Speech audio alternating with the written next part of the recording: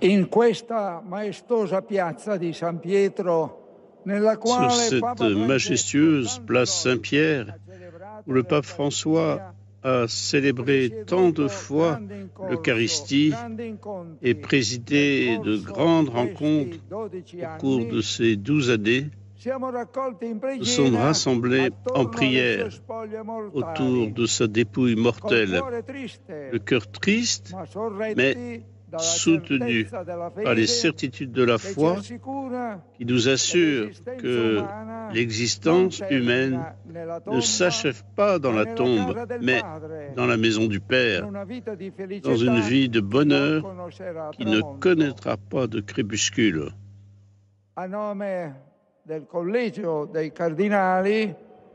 Au nom du Collège des cardinaux, je remercie cordialement chacun d'entre vous pour votre présence.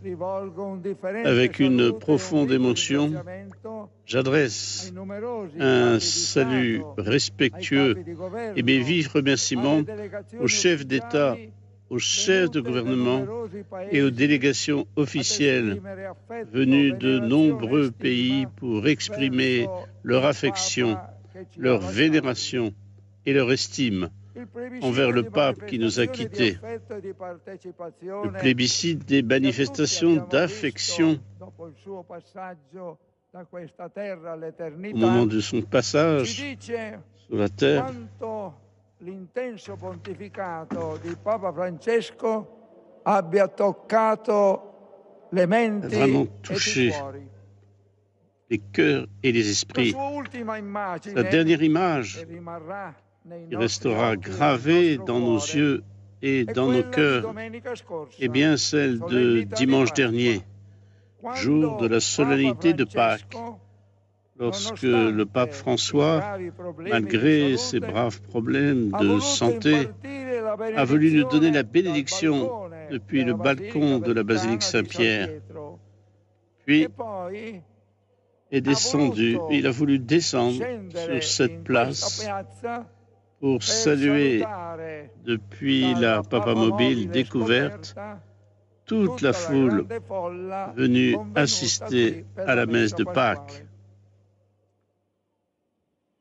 Par notre prière, nous voulons maintenant confier l'âme du bienheureux pontife à Dieu, afin qu'il lui accorde la félicité éternelle dans l'horizon lumineux et glorieux de son immense amour.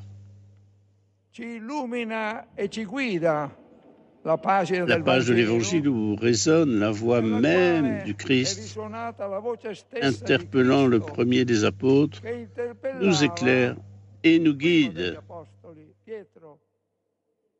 Pierre, m'aimes-tu plus que ceci? Et la réponse de Pierre fut immédiate et sincère. Seigneur, tu sais tout. Tu sais que je t'aime. Et Jésus lui confia la grande mission, paix mes brebis. Ce sera là la tâche constante de Pierre et de ses successeurs, un service d'amour à la suite du Maître et Seigneur Jésus-Christ, qui n'est pas venu pour être servi, mais pour servir et donner sa vie en rançon pour la multitude. Malgré sa fragilité dernière et sa souffrance, le pape François a choisi de suivre cette voie du don jusqu'au dernier jour de sa vie terrestre. Il a suivi les traces de son Seigneur, le bon pasteur qui a aimé ses brebis jusqu'à donner sa vie pour elles. Et il l'a fait avec force et sérénité, proche de son troupeau, l'Église de Dieu. Lorsque le cardinal Bergoglio a été élu le 13 mars 2013 par le conclave pour succéder au pape Benoît XVI, Il avait derrière lui des années de vie religieuse dans la compagnie de Jésus et surtout, il était enrichi par l'expérience des 21 années de ministère pastoral dans l'archidiocèse de Buenos Aires, d'abord comme auxiliaire, puis comme coadjuteur et enfin surtout comme archevêque.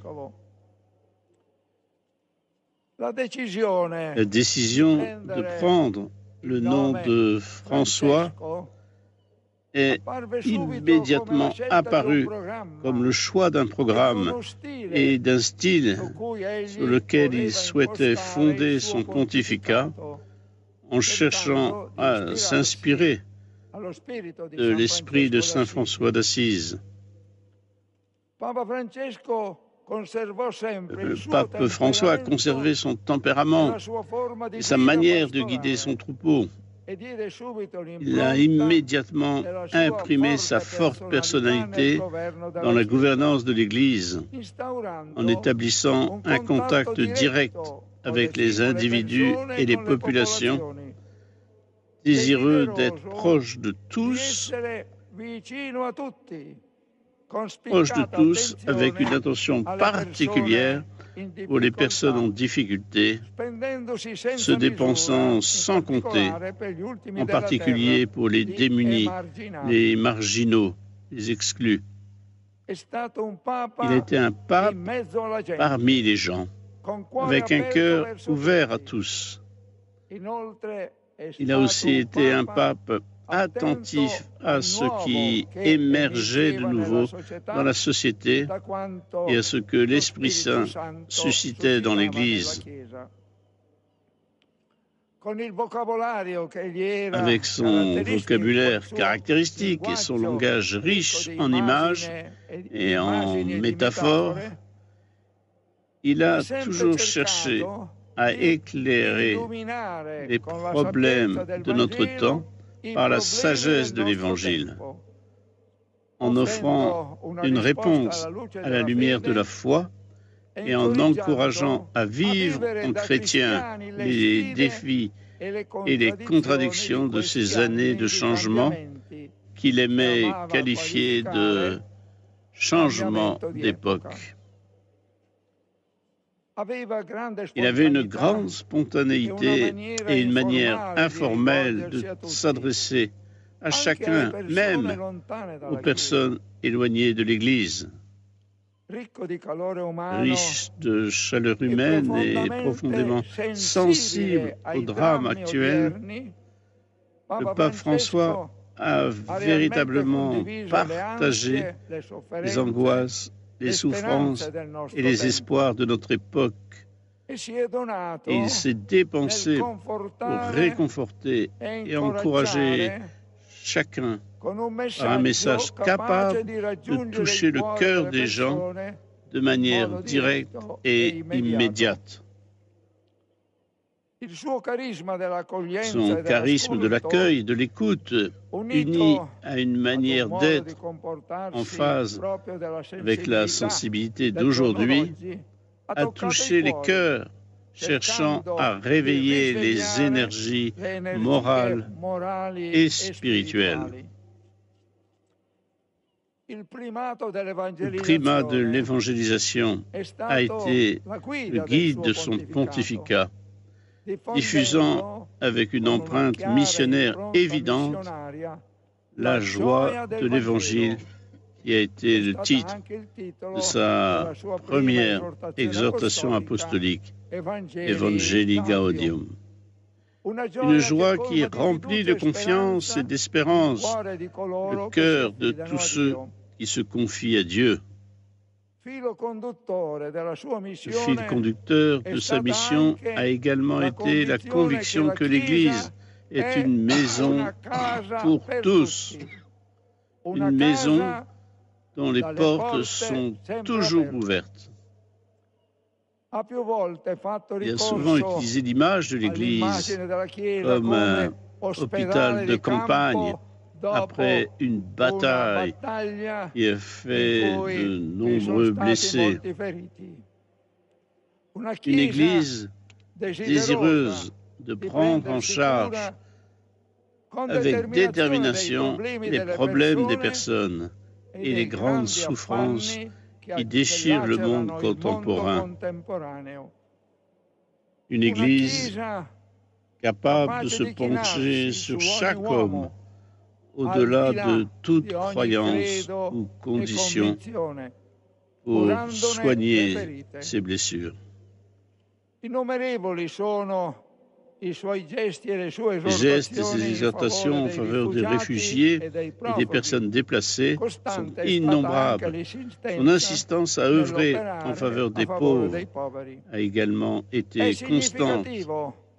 Il est significatif que le premier voyage du pape François ait été celui de Lampedusa, l'île symbole du drame de l'immigration, avec des milliers de personnes.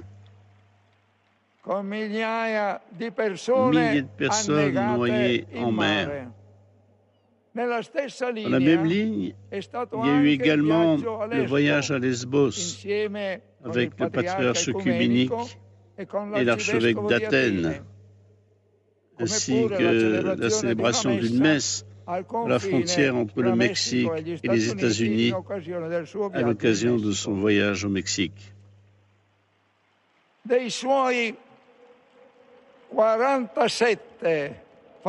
ces 47 voyages apostoliques intenses, celui qu'il a effectué en Irak en 2021, au péril de sa vie, restera particulièrement gravé dans les mémoires. Cette difficile visite apostolique a été un baume sur les plaies ouvertes du peuple irakien qui a tant souffert des actes inhumains de Daesh. Ce voyage était également important pour le dialogue interreligieux, autre dimension importante de son œuvre pastorale. Avec sa visite pastorale en 2024 en 4 pays d'Asie-Océanie, le pape a atteint la périphérie la plus périphérique du monde. Le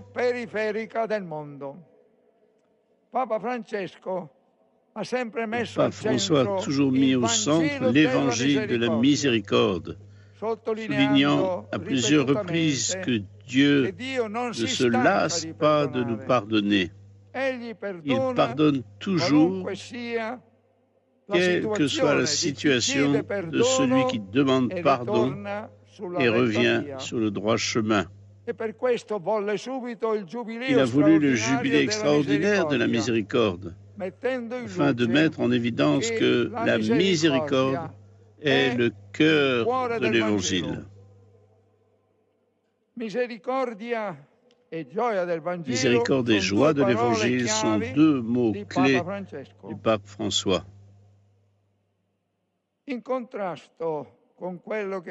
En opposition à ce qu'il a défini comme la culture du déchet, il a parlé de la culture de la rencontre et de la solidarité.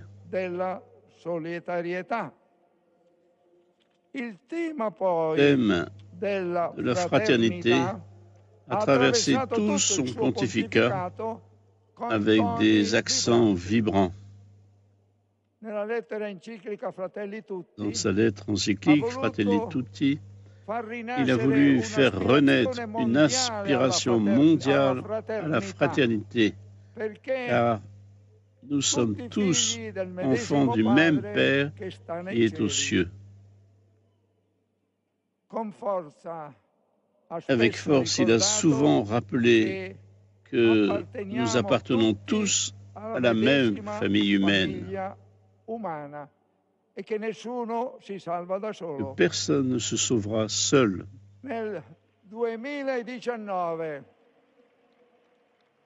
En 2019, lors de son voyage aux Émirats arabes unis, Pape François a signé un document sur la fraternité humaine pour la paix mondiale et la coexistence commune, rappelant la paternité commune de Dieu.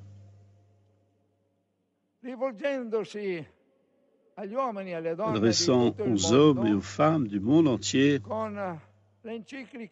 lettre encyclique Laudato Si a attiré l'attention sur les devoirs et la co-responsabilité envers notre maison commune.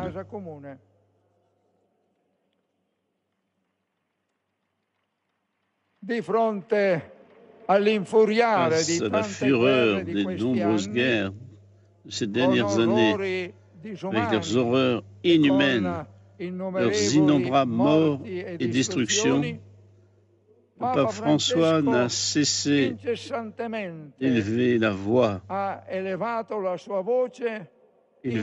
pour implorer la paix et appeler à la raison,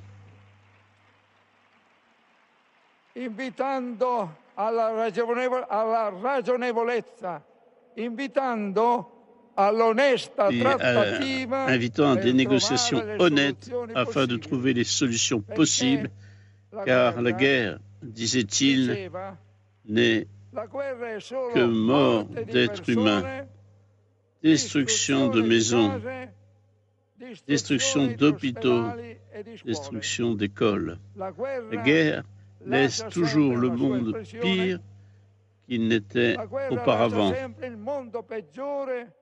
Elle est toujours une défaite douloureuse et tragique pour tous. Una dolorosa e tragica sconfitta. Costruire ponti e non muri. Construire des ponts et non des murs est une exhortation qu'il a répétée à plusieurs reprises. Et son service de foi, en tant que successeur de l'apôtre Pierre, a toujours été lié au service de l'homme dans toutes ses dimensions.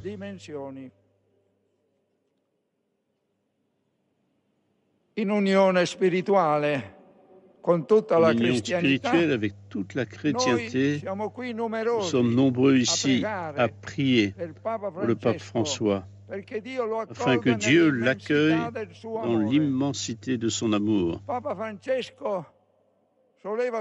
François avait l'habitude de conclure ses discours et ses rencontres en disant « N'oubliez pas de prier pour moi ».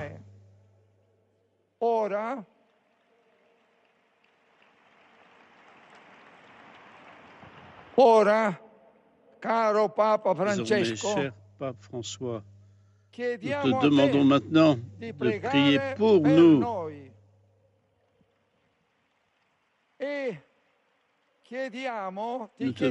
Nous te demandons que du ciel bénisse l'Église, bénisse Rome, et bénisse le monde entier, comme tu l'as fait dimanche dernier, depuis le balcon de cette basilique, dans une dernière étreinte avec tout le peuple de Dieu, mais aussi, idéalement, avec l'humanité qui cherche la vérité, avec un cœur sincère et qui tient haut le flambeau de l'espérance.